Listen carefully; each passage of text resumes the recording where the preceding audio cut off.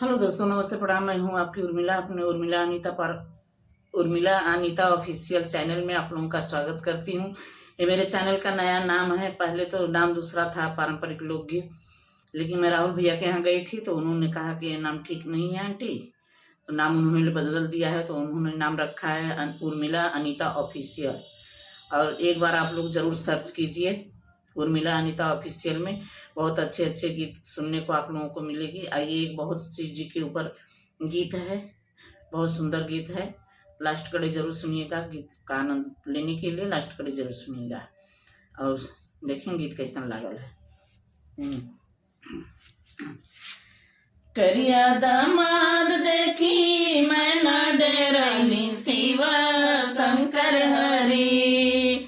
करिया दामाद देखी मैना डेरनी शिव शंकर हरि। बोलिए नारद रौरा कहवा फसली शिव शंकर हरि।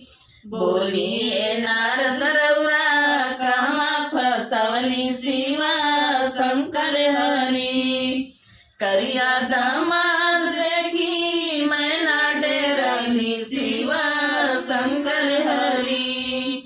करिया दामाद देखी मैना डेरनी शिव शंकर हरि।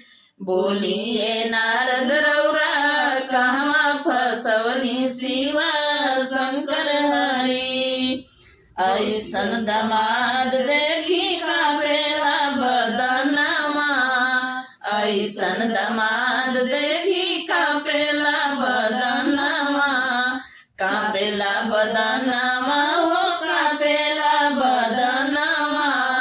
साफ बिच्छू लटकल बाटे उनके गर्दनमा। साफ बिच्छू लटकल बाटे उनके गर्दनमा। देखी के रूप मैया, देखी के रूप मैया करली रोदनवा शिव शंकर हरि। देखी के रूप मैया करली रोदनवा शिव शंकर हरि। बोलिए नारद रौरा कहवा फसवनी शिव शंकर हरि। बोलिए नारद रौरा कहवा फसवनी शिव शंकर हरि। करिया दामाद देखी मैना डेराली शिव शंकर हरि। करिया दामाद देखी मैना डेराली शिव शंकर हरि। बोलिए नारद रौरा कहवा फसवली शिव शंकर हरि। इयड़ बनिया लागे कवनो सफेरा। इयड़ बनिया लागे कवनो सफेरा।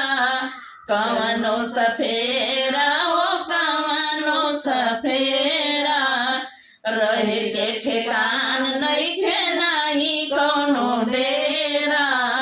रहे के ठेकान नइखे नाही कौनो डेरा। कौने जन्म के दादा लगी गइनी फेरा शिव शंकर हरि।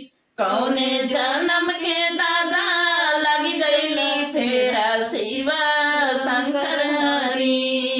बोलिए नारद रौरा कहवा फसवली शिव शंकर हरि।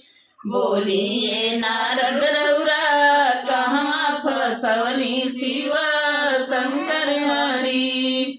करिया दामाद देखी मैना डेराली शिव शंकर हरि। करिया दामाद देखी मैना डेराली शिव शंकर हरि।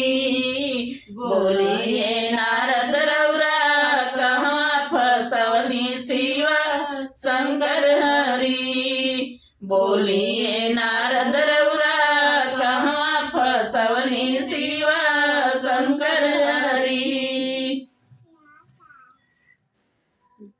हेलो दोस्तों, नमस्कार।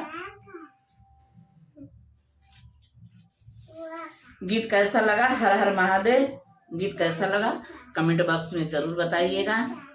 और आप लोगों से रिक्वेस्ट करती हूँ, हाथ जोड़ करके विनम्र निवेदन करती हूँ कि वीडियो को आप लोग फुल वॉच करके देखिए। हमारे साथ में हमारे साथ दे रही हैं हमारी दोनों बहुएं भी, और हमारी बहुओं को आप लोग सपोर्ट कीजिए। जिस दिन आप लोग सपोर्ट कर देंगे, फुल वॉच करके देखेंगे, उस दिन मैं अपने बहुओं को पर्दे पे लाऊंगी। अभी नहीं, जब तक आप लोग अपना प्यार दुलार नहीं देंगे तब तक बहुओं को नहीं लाऊंगी। जिस दिन आप लोग भर के अपना आशीर्वाद देंगे उस दिन अपने बहुओं को पर्दे पे लाऊंगी।